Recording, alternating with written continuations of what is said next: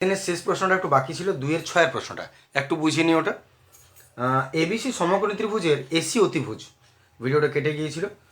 AC অতিভুজ, তাহলে মনে করো এটা অতিভুজ, এটা হলো সেই ত্রিভুজ, এটা অতিভুজ। তাহলে এবি বাহুকে অক্ষ ধরে, তাহলে যদি মনে করো এটা এবি হয়, এ বি আর এটা সি, এ বি সি। এখন এবি বাহুকে এইটাকে অক্ষ ধরে যদি এটাকে ঘোরানো হয়, মনে করো এইভাবে যদি ঘোরানো হয়, তাহলে তোমরা শঙ্কু চেহারা পাবে। যদি ঘোরানো হয় এটাকে অক্ষ ধরে যদি তুমি ঘোরাও এটাকে, তো ঠিক যেন একটা শঙ্কু পাবে দেখতে। ভেবে দেখো তুমি, একটা শঙ্কু পাওয়া যাবে। তাহলে এই যে শঙ্কুটা পাওয়া যাবে মনে করো, তাহলে এই অংশটা হলো আমার সেই কাগজের টুকরোটা। তাহলে এটা যদি ঘোরাও, তাহলে এর ব্যাসার্ধ কোনটা হবে? নিচে যেটা আছে সেটা। নিচে মানে কি বটে? এটা হলো, যদি এ বি সি হয়, নিচেরটা কি বটে? বিসি। তাহলে ব্যাসার্ধ কত হবে? এইটা হবে বিসি, ব্যাসার্ধ হবে বিসি, যার জন্য এটার উত্তরটা ব্যাসার্ধ বিসি। চলে আসছে আমরা পরের প্রশ্নে। চলে আসছে আমরা সত্য মিথ্যা। সত্য মিথ্যা 3-এর প্রথম প্রশ্ন। প্রথম প্রশ্ন দেখো কি বলছে। বলছে নির্দিষ্ট পরিমাণ টাকার বার্ষিক নির্দিষ্ট শতকরা হার সুদে চক্রবৃদ্ধি সুদের পর্ব 6 মাস হলে 1 বছরের চক্রবৃদ্ধি সুদের পরিমাণ এবং সরল সুদের পরিমাণ সমান হবে। প্রথমত একটা কথা বলি, যে সাধারণত 1 বছরে চক্রবৃদ্ধি সুদ আর সরল সুদ সবসময় সমান হয়, কিন্তু যদি সুদের পর্ব 6 মাস বলে দেয়, তার মানে তুমি জানবে যে 6 মাস পরেই কিন্তু হিসাবটা চেঞ্জ হয়ে যাবে সরল সুদ আর চক্রবৃদ্ধি সুদে। যার জন্য যদি সুদের পর্ব 6 মাস না বলতো, তাহলে 1 বছরে কিন্তু সরল সুদ চক্রবৃদ্ধি সুদ সমান হতো। কিন্তু এই যে সুদের পর্ব বলে দিচ্ছে 6 মাস, তাই এটা সুদের পর্ব 6 মাস হলে ওই 6 মাস পর্যন্তই সরল সুদ আর চক্রবৃদ্ধি সুদ সমান হবে, তারপর কিন্তু নয়। যার জন্য এটা মিথ্যা, এটা হচ্ছে মিথ্যা। কারণ কেন? কারণ হচ্ছে ওই যে সুদের পর্ব 6 মাস বলেছে, 6 মাস পর্যন্তই ওরা সমান থাকবে, তারপরে আর থাকবে না। চলে আসছি 2 নম্বর। 2 নম্বর প্রশ্ন বলছে এক্স ভ্যারাইজেস ওয়াই, এক্স ভ্যারাইজেস ওয়াই আর এক্স ভ্যারাইজেস জেড বলেছে, এক্স ভ্যারাইজেস জেড বলেছে। তাহলে বলছে এক্স ওয়াই ভ্যারাইজেস জেড হবে, এক্স ওয়াই ভ্যারাইজেস জেড হবে। এর থেকে দেখা যাক আমরা এক্স ভ্যারাইজেস ওয়াই আর এক্স ভ্যারাইজেস জেডকে যদি আমরা যৌগিক ভেদ করি, যৌগিক ভেদ করলে কি পাবো? দুটো এক্স, একটা এক্স হয়ে যাবে, জানো নিশ্চয়ই, আর ওয়াই ইন্টু জেড হয়ে যাবে, ভ্যারাইজেস ওয়াই ইন্টু জেড। তাহলে আমাদের কি দাঁড়ালো? X ভ্যারাইজেস Y Z. এবারে যদি আমি এটাকে ট্রান্সফার করতেও চাই, ভ্যারাইজেসকে তুলে সমান কে বলে, কিন্তু তবুও লক্ষ্য করো, আমি যদি এটাকে এইভাবে আমি আনতেও চাই, তাহলে ওয়াইটা ট্রান্সফার করলে কোন দিকে যাবে? ওয়াইটা নিচে চলে আসবে, ওয়াইটা নিচে আসবে, সমান কে জেড। পরবর্তীকালে আমি যদি এটাকে ভ্যারাইজেস করে দিই, তাহলেও আমি এইটা পাচ্ছি। কিন্তু এইখান থেকে এইটা কখনো আসবে না। এক্স আর ওয়াইয়ের ভাগের সম্পর্কে ভেদ হচ্ছে জেড, গুণের সম্পর্কে জেড আসবে না কখনো, তাই এটাও আসলে মিথ্যা। 2 নম্বরেরটাও মিথ্যা। ঠিক আছে, চলে আসছি 3 নম্বর। 3 নম্বর প্রশ্ন দেখো। 3 নম্বর প্রশ্ন কি বলছে? 3 নম্বর পড়ছে বর্গক্ষেত্র ও রম্বস সর্বদা সদৃশ। বর্গক্ষেত্র ও রম্বস সর্বদা সদৃশ। আমরা যদি বর্গক্ষেত্রকে দেখি, তাহলে বর্গক্ষেত্র হচ্ছে এটা, আর যদি রম্বস বলি, তাহলে রম্বস হচ্ছে এটা। বর্গক্ষেত্র আর রম্বসের মিল কি, পার্থক্য কি? বর্গক্ষেত্র আর রম্বসের মিল হচ্ছে বর্গক্ষেত্রের 4টা বাহু সমান, এটা যা এটা এটা এটা, রম্বসেরও 4টা বাহু সমান, এটা এটা এটা এটা। কিন্তু পার্থক্যটা কোথায়? বর্গক্ষেত্র প্রত্যেকটা কোণ 90 ডিগ্রি, কিন্তু রম্বস 90 ডিগ্রি হবে না। এটা 90 ডিগ্রির সমান কখনো হবে না, এটা এটা এটা এটা কখনো 90 ডিগ্রি হবে না। এবং এই জন্যই, আর সদৃশ কাকে বলে? এর প্রতিটা বাহুর সঙ্গে এর প্রতিটা বাহুর অনুপাত যা হবে, এর কোণগুলোর অনুপাতের সঙ্গে মিল থাকবে। কিন্তু বর্গক্ষেত্রে আর রম্বসের মিল হয় না এক্ষেত্রে, যার জন্যে এটাকে সদৃশ আমরা বলতে পারবো না। কারণ এখানে কোণ, এটা প্রত্যেকটা 90 ডিগ্রি, এটা কিন্তু 90 ডিগ্রি নয়। আবার এর যে বাহুগুলো, এরা এর কর্ণ দুটো পরস্পর সমান, কিন্তু এর কর্ণ কিন্তু পরস্পর সমান নয়। যার জন্য সর্বদা সদৃশ হতে পারে না, এটা মিথ্যা। চলে আসি 4 নম্বর। 4 নম্বর প্রশ্ন বলছে দুটি অর্ধগোলকের বক্রতলের ক্ষেত্রফল অনুপাত 4:9। দুটি অর্ধগোলকের বক্রতলের ক্ষেত্রফল অনুপাত 4:9, তাদের ব্যাসার্ধের দৈর্ঘ্যের অনুপাত হবে 2:3। দেখা যাক ঠিক না ভুল। তাহলে অর্ধগোলকের বক্রতলের ক্ষেত্রফল, অর্ধগোলকের বক্রতলের ক্ষেত্রফলের ফর্মুলা কি হবে? 2πr²। পূর্ণগোলক হলে 4πr² হতো।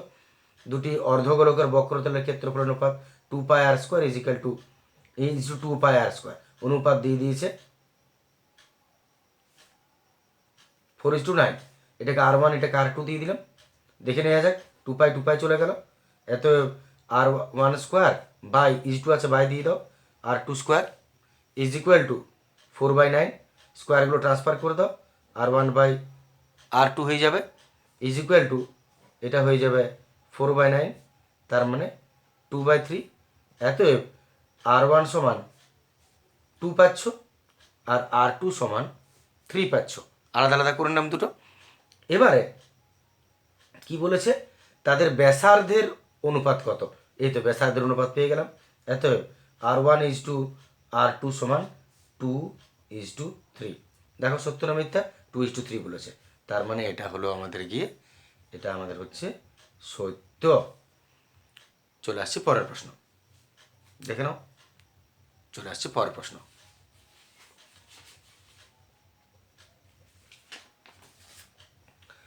পরের প্রশ্ন 5-এরটা। 5-এর প্রশ্ন কি বলছে দেখো, বলছে √75 আর √147 সদৃশকরণী। সদৃশকরণী কাকে বলে? সদৃশকরণী বলতে বোঝায় ভেতরের যে রুটের ভেতরে যে করণীগুলো, এগুলো যদি মিলে যায় তাহলে সদৃশকরণী। তো এখানে মিলছে না, কিন্তু তুমি বার করে দেখো। √75কে আমরা যদি বার করি তাহলে কত পাচ্ছি? 5 5 25, 3 25 75। তাহলে দুটো 5 একটা 5 বেরোবে, √3। আর যদি √147কে তুমি ভাঙো তাহলে এখানে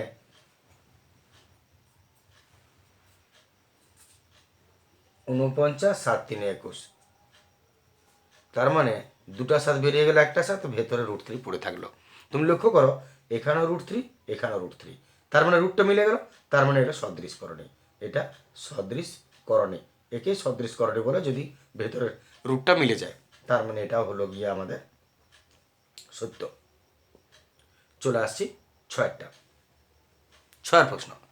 6-এর প্রশ্নটা কি বলেছে দেখো, বলছে গোলক একটি ত্রিমাত্রিক ঘনবস্তু। ত্রিমাত্রিক ঘনবস্তু কাকে বলে? ত্রিমাত্রিক ঘনবস্তু বলতে বোঝায় যে যার দৈর্ঘ্য, প্রস্থ, উচ্চতা ইত্যাদি আছে। মনে করো একটা পেপার, এই পেপারটা যদি আমরা দেখি তাহলে এটা ত্রিমাত্রিক বোঝাবে না, কারণ এর দৈর্ঘ্য আছে, প্রস্থ আছে, এর গভীরতা বা উচ্চতা বলতে কিছু নাই। মিলিমাইক্রন হতেই পারে, কিন্তু সেটা আমাদের ধর্তব্যের বিষয় নয়। তাহলে এটা হচ্ছে আমাদের দুটো মাত্রা, দৈর্ঘ্য আছে, প্রস্থ আছে। তেমনি বিন্দু যদি আমরা দেখি তাহলে না এর দৈর্ঘ্য, না প্রস্থ, না উচ্চতা, তাহলে সেটা হলো গিয়ে মাত্রাহীন। এইবারে ত্রিমাত্রিক বলতে বোঝায় যার দৈর্ঘ্য, প্রস্থ, উচ্চতা আছে, তার মানে একটা নির্দিষ্ট পদার্থ যা কিছুটা জায়গা দখল করে থাকে। তাহলে গোলক যেহেতু, গোলকটাও আসলে নির্দিষ্ট একটা জায়গা দখল করে থাকে। যার দৈর্ঘ্য, প্রস্থ বলতে তো সবসময় এইভাবে বোঝায় না। দৈর্ঘ্য বলতে এর এদিকেও কিছুটা পোর্শন আছে, ওদিকেও কিছুটা পোর্শন আছে, এবং তার উচ্চতাও আছে। তাই গোলক হলো একটা ত্রিমাত্রিক ঘনবস্তু, যার জন্য এটা সত্য হবে।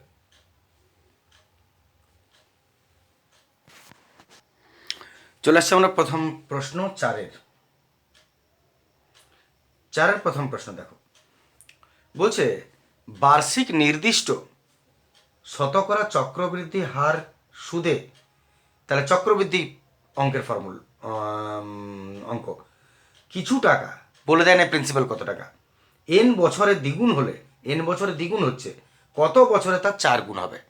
তার মানে প্রিন্সিপাল বলে দিচ্ছে না, আমরা এক্স টাকা ধরে নিলাম প্রিন্সিপাল, কিছু টাকা এন বছরে, সময় হচ্ছে এন বছর, টি হচ্ছে এন বছর, দ্বিগুণ হচ্ছে, তার মানে অ্যামাউন্ট কত হলো? দ্বিগুণ, নিশ্চয়ই 2x টাকা হবে দ্বিগুণ। তাহলে এই তিনটা থেকে কত বছরে 4 গুণ হবে, তাহলে ওটা পরের কথা, ওটা ছেড়ে দাও এখন। আপাতত এটা এসে যাক, ধরি পি টাকা এন বছরে দ্বিগুণ হচ্ছে। এত ফর্মুলা আছে যাক, A is equal to P into 1+r/100 সঙ্গে সঙ্গে করবে, ওটাই বেটার।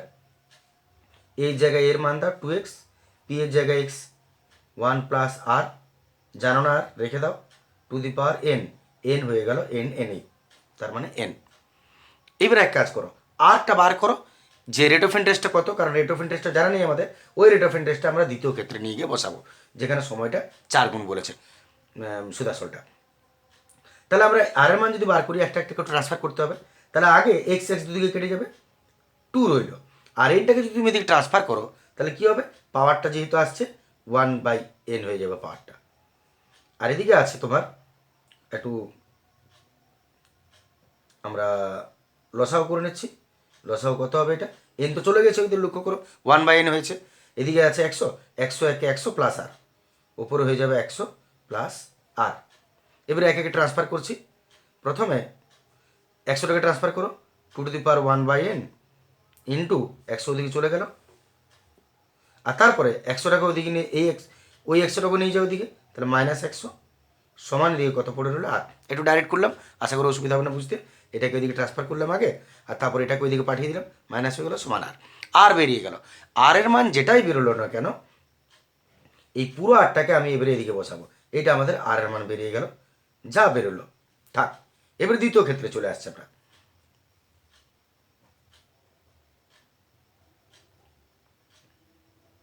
দ্বিতীয় ক্ষেত্রে সুদাসল কত বলেছে, কত বছরে 4 গুণ হবে, তাহলে সুদাসল হবে 4 গুণ মানে 4x টাকা, আর পি তো ওইটাই থাকবে, সময়টা বার করতে বলেছে, তাহলে পি ওইটাই। এতএব আমরা এবারে ফর্মুলা লিখব, A is equal to P into 1+r/100 তো সময়টা এর n বছর ধরেছিলাম, এর তো আর n ধরা যাবে না, কারণ এটা তো সময় বার করতে বলেছে, এটা 2 গুণ ছিল, এটা 4 গুণ হয়ে গেল, সময়টা নিশ্চয়ই আলাদা হবে। তাহলে আমি একটা 1 দিয়ে দিলাম নিচে যাতে গুলিয়ে না যায় কোনটা কি। এইবারে সলভ করা যাক। এত এ হয়ে গেল এখানে 4x, পি হয়ে গেল x, 1+r, আর এর জায়গায় পুরো বড় মানটা আমরা বসাচ্ছি, এদিকে যেটা আছে আর এর জায়গায় বসানো যাক 2^1/n ইন্টু 100 -100 বাই আছে 100 2^n1। দেখে নাও, আশা করি অসুবিধা নেই বুঝতে কথাটা। এটা হলো এক্স হলো 1+ আর এর জায়গায় 2 যা আছে উপরে বসিয়ে দিলাম, নিচে বাই 100 আছে 2n1। এবার এটাকে সলভ করা যাক। সলভের জন্য এক্স আগে কেটে গেল, 4 আছে, আর এই n1টাকে আমি ওইদিকে ট্রান্সফার করে দিলাম, তাহলে ঠিক আগের মতন এই পাওয়ারটা হয়ে যাবে 1/n1। এবার এদিকে আসে যাক, একটু লসাও করে নিই, লসাও করতে হবে 100, 100 100 প্লাস 2^1/n ইন্টু 100 আছে, -100, ওটা তো ওইদিকে চলে গেছে। তাতে কী হলো দেখো, এটা কেটে গেল, প্লাস মাইনাস।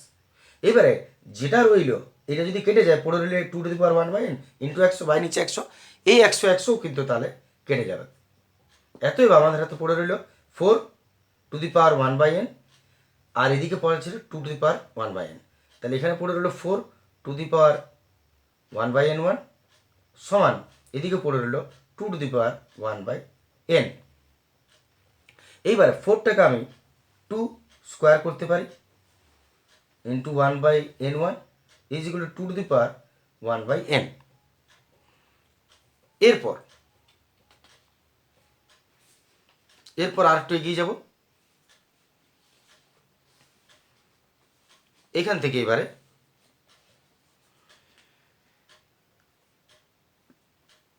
2 আর এটা 2^2/n1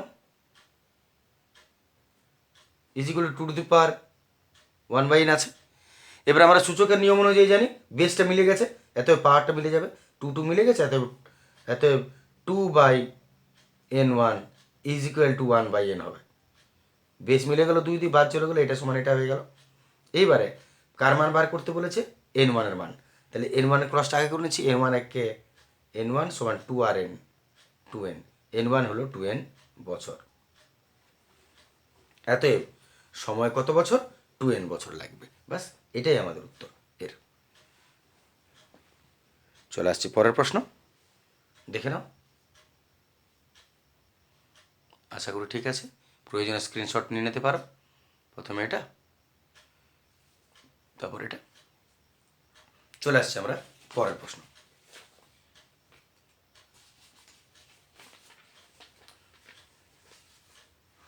পরের প্রশ্ন দেখো, 2 নম্বর প্রশ্ন কি বলছে? 4-2।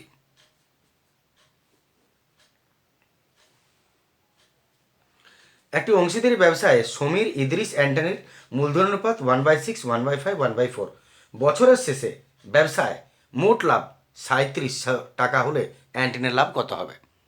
তাহলে এক কাজ করি, এখানের মধ্যে অসুবিধা কোথাও কিছু না, শুধুমাত্র এটা ভগ্নাংশ আছে যেটুকু যায় এটা বলবে, বাকিতে সে অনুপাত করে আনুপাতিক সমষ্টি করে মোট দিয়ে ভাগ করে দাও, হয়ে যাবে। তাহলে আমরা প্রথমে এটাকে আসছি যে Samir is to Idris is to Antony, অনুপাত হচ্ছে 1/6 ইজ টু 1/5 ইজ টু 1/4। এবার অনুপাতটাকে, ভগ্নাংশটাকে আমরা পূর্ণ সংখ্যা কী করে করব না, শেষের গুলো নিচের গুলো লসা করে দাও। 6, 5, 4 কত হচ্ছে দেখো, 2, 3 6, 5 নামলো, 2 2 4, তার মানে 3 2 6, 3 2 6 24, 30 2 60, লসাগু হলো 60। এই 60কে 3 জনের সঙ্গে গুণ করে দাও, 1/6 এর সঙ্গেও, 1/5 এর সঙ্গেও, 1/4 এর সঙ্গেও। কত হচ্ছে দেখো, 6 10 60, 10 1 10 is to 5 12 60, 12 1 12 is to 4 15 60, 15 10 is to 12 is to 15 অনুপাত হয়ে গেল। এবার আনুপাতিক সমষ্টি করে দিতে, আনুপাতিক সমষ্টি 10 12 এবং 13 37, আর মোট লাভ কত আছে?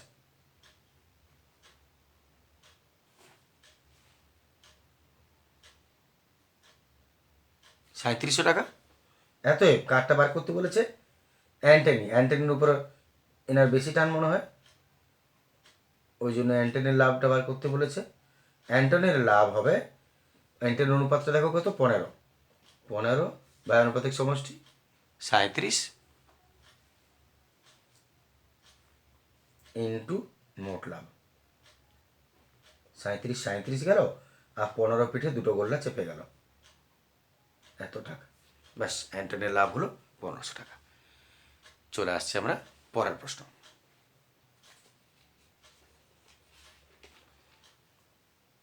পরের প্রশ্ন দেখো,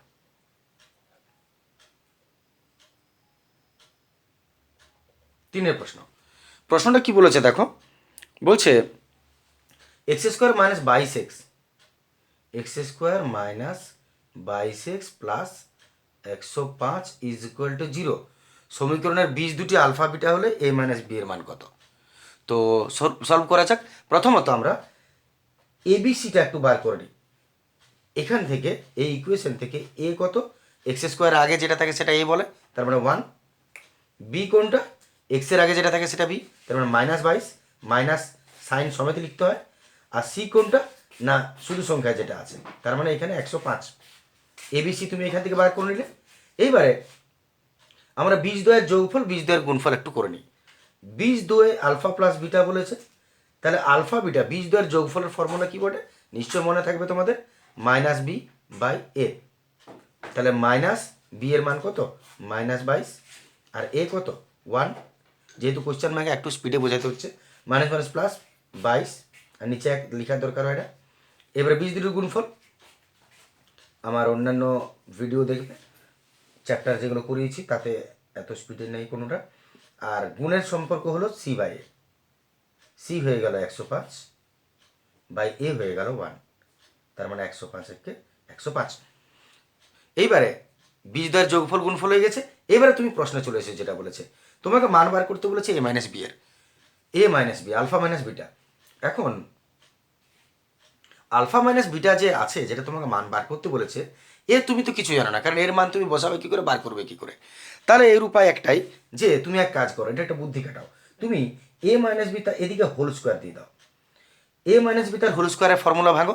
এ মাইনাস বি তার হোল স্কোয়ারের ফর্মুলা হলো এ প্লাস বি তার হোল স্কোয়ার মাইনাস 4ab।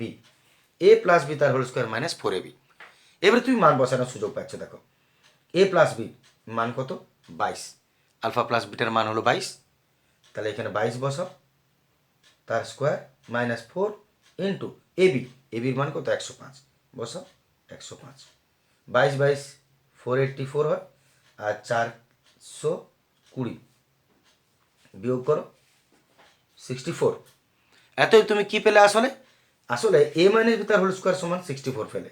এতএব আমি আরেকবার লিখছি, এ মাইনাস বি তার হোল স্কোয়ার সমান কত বের হলো, 64।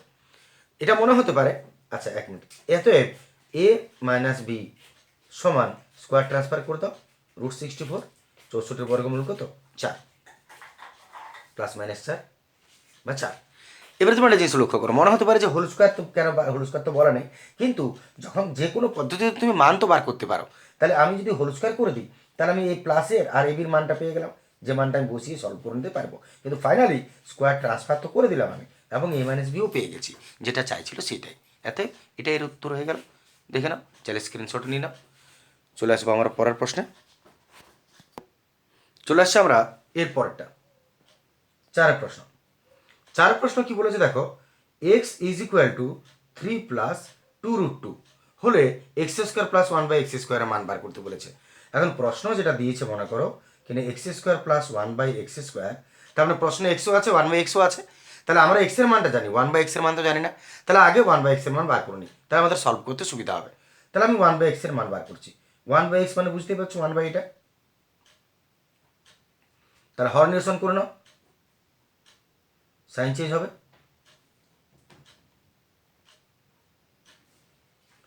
এটা হলো 3 মাইনাস 2√2, আর এটা 3 3 A plus B into minus B, তাহলে a² মাইনাস b²। এতএব 3 মাইনাস 2√2 বাই 3 3 9 মাইনাস 2√2 স্কোয়ার কত হবে, 2 2 4, আর রুট স্কোয়ারকে খাবে 2, 4 2 8, 2√2 স্কোয়ার 2√2 তার স্কোয়ার। যদি আমরা ভাঙি তাহলে দুটো হয়ে যাবে, 2 2 4, কিন্তু এ তো রুট আছে, বাইরে স্কোয়ার আছে, রুট স্কোয়ারকে একবার পড়ে গেলো 2, তার মানে আসলে 4 2 8, তাহলে 8 হলো।